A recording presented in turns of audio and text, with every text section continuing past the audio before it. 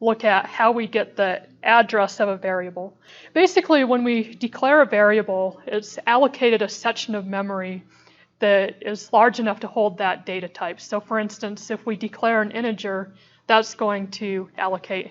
For an integer, it's going to allocate 4 bytes of memory. So basically, if you declare an integer, the program is allocating 4 bytes of memory for that variable to be stored. A character, let's say that you have a character, letter, 1 byte. Basically, the variable address is the variable of the first byte.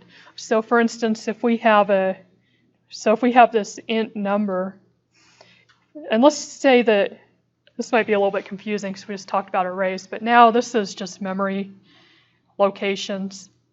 So let's say that each one of these, so each one of these is a byte. So we have, so let's say that we have int. So we've declared number as an integer.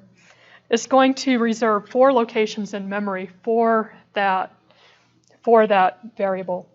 And the address of the variable is the first byte in the memory. So basically, if we declare this integer, it's going to reserve a location in memory, and then it's going to reserve the next 3 locations after that as well to store that integer. So we can get this memory location address using what's called the address operator. And this, let's see if I can actually draw it. The ampersand is the address operator. So in other words, what I mean by this is, let's say we do a cout statement, and we cout, and let's say we want to get the memory location of this variable number.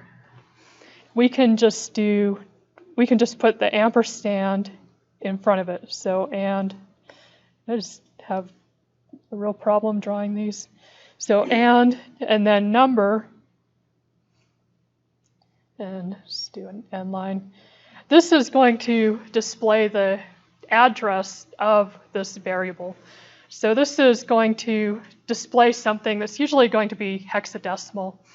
And I want to pull up some code. This is actually helpful to just see this in code so you can see what this is actually printing out when we do that ampersand. So let me pull up some code. And I'm just going to start a new program. So this is just example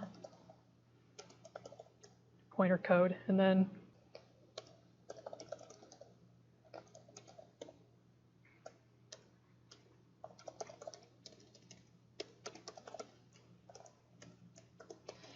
all right, so here's our skeleton code. So let's just type this code that I had written on the screen. So we had an integer called number. So this should be reserving 4 bytes in memory. And then we did a cout statement with that.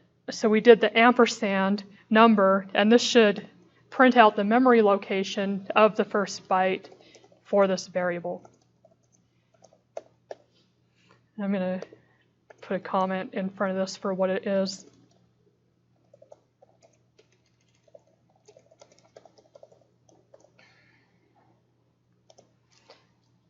So let's compile this and see what it prints out.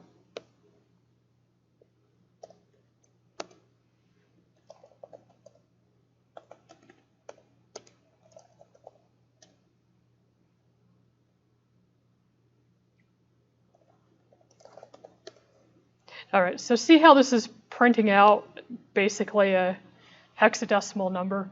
So that's the location, that's the memory location, or the address of the memory location for number.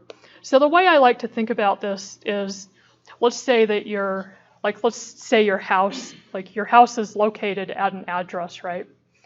But your house, like let's say you have a red house, the red house isn't the address. Like the address and what the house is are 2 different things.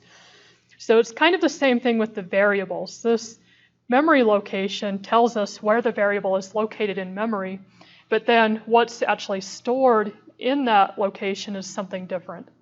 So that's the whatever it is. So if we have an integer, it's a whole number. If we have a double, it's a fractional number.